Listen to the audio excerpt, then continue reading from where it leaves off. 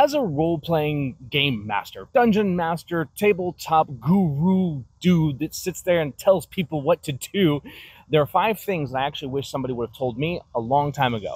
These are not specific to Dungeons and Dragons, and a lot of people are already doing them. If you already do these things, comment below of how they've helped you.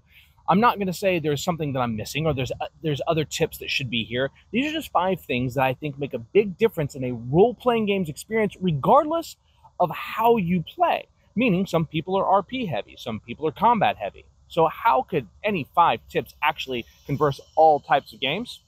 Let's get right on into it. The first thing I want to tell you is that it comes to pass-fail mechanics.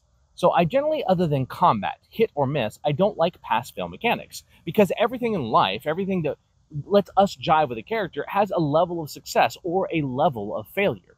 So if someone's picking a lock, there's a chance they'll snap the lock pick in the lock. There's a chance they just won't open it. There's a chance that they will have the lock crumble in their hands, and there's a chance they'll open it in moments. All of those things are possible. In fact, you could even be more creative than that. And that's simple. That's just picking a lock. What about arcane? If someone's actually studied an arcane signet and they're doing some arcane, they roll so bad, maybe they have the wrong information. Now, that's something that I would set up beforehand, and I don't think is necessarily good at every table.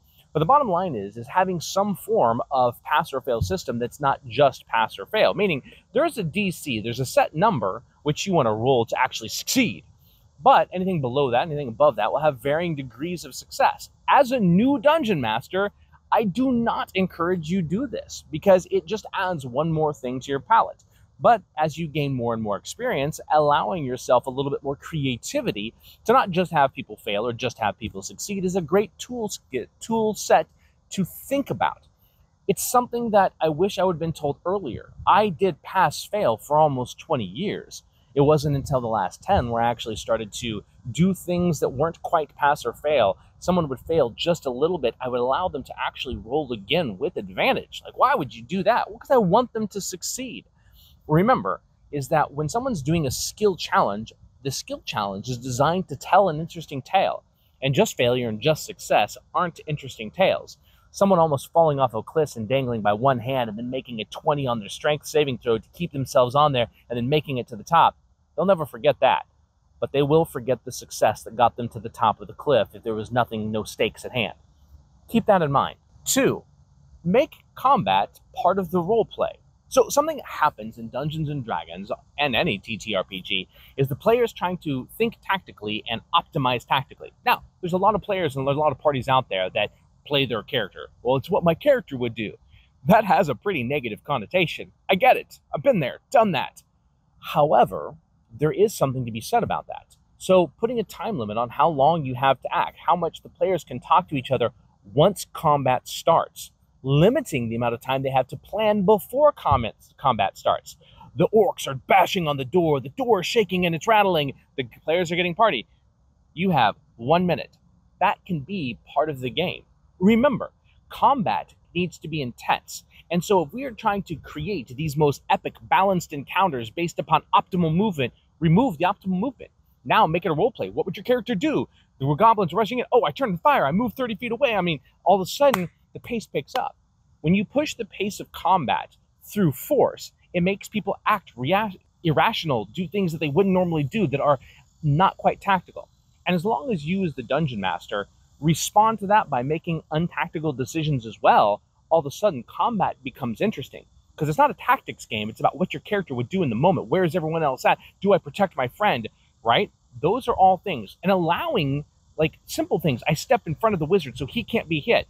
Well, technically speaking, I just have to come up and go beside the wizard so I can hit him. No. Would an orc do that? Or would they attack the person in front? Are they really going to try to get behind? Or are they going to attack the person then to get someone else to come behind so then they can get to the wizard because the wizard's raining fire down behind them? That's the fun part of this game. It's not about tactics. It can be. And if your gameplay is a tactical-based gameplay, do more of it. Because it's fun. I play Warhammer 40K for that. But the bottom line is that when combat becomes non-tactical, when it becomes part of the role-playing game experience, life is good. And combat becomes fun, more interesting, and it's not as long because we're not thinking tactically. We're trying to take down the bad guy. Also, limiting the amount of time that you have to plan is a huge thing to push combat forward. So, just something to keep in mind. The third thing that I wish I would have known is that everything is part of the game. Weather, bad guys, politics. There is no right answer or wrong answer to playing the game. It's whatever game that I want to play with the people that I want to play it with. And I know that sounds, I don't know, a little bit common sense, but a lot of game masters think that they're forced to play the game the players want, and players think they're forced to play the one the game masters want, and people are unwilling to talk about it. And what I'm saying is that if I want a specific type of game to be played, where I want them to have to deal with weather and survival and encumbrance because I think that's fun as a game master, then you should tell the players that. And the players shouldn't have to play that game if they don't want to play that game. But as the players, try new things. As a game master, try new things.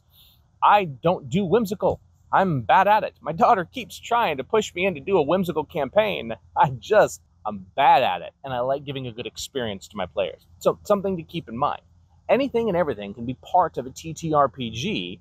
You just have to talk about it. Set the expectations up front. You don't have to be limited to one thing, just combat or just exploration, or whatever the pillars are set that you see out there. It doesn't have to be that way. Keep it in mind. Now, number 4 on the list of tips that I wish I would have been given early on. The dice are as much theatrics as they are part of the game. When you roll a dice, you are telegraphing something. And so sometimes I need the players to be aware of a situation, so I'll roll a die. What's going on? What just happened? It changes the way that they think. You're manipulating the players. Yeah, maybe. But it's a game. I'm not just doing roleplay. If we were just doing roleplay, there would be no dice. That's the mechanic side of the game.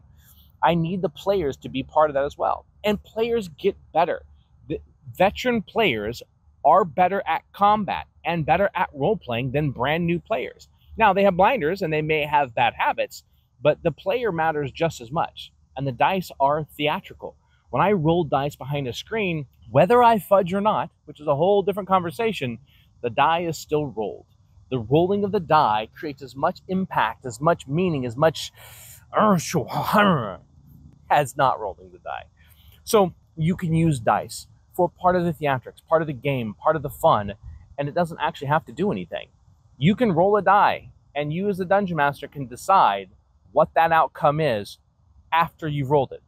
You never have to fudge a dice roll.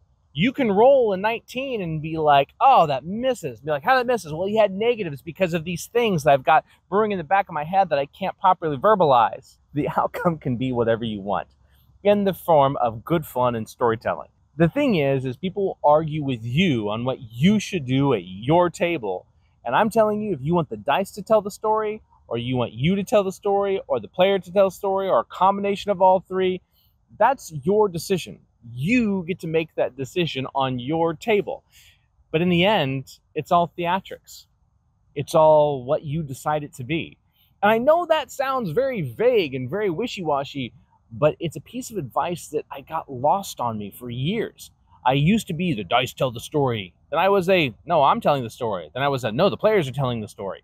I realized that it's a combination of all three. The dice become theatrics, I become a storyteller, and the players become characters within that story. We all have a part to play. And the dice are only right or wrong depending on what DCs and what rules you put forth. Keep that in mind. The math rocks don't actually matter. That should destroy this video alone. But the bottom line is have fun. The 5th tip, the best tip that I can give any dungeon master out there, if you're not having fun, you're playing it wrong. This goes to players. This goes to dungeon masters, game masters, TTRPGs of anyone. If you're not having fun, you're playing it wrong. What's the right way? The way that you have fun. As a game master, as a dungeon master, as a player, all of those things are decided upon by you. You're the one that gets to choose how you have fun. So keep that in mind. And guys, as always, that's it. Where when we see you? We will see you when? Next time. But if you're still around, if you're still here, there's more. Wait, there's more, folks.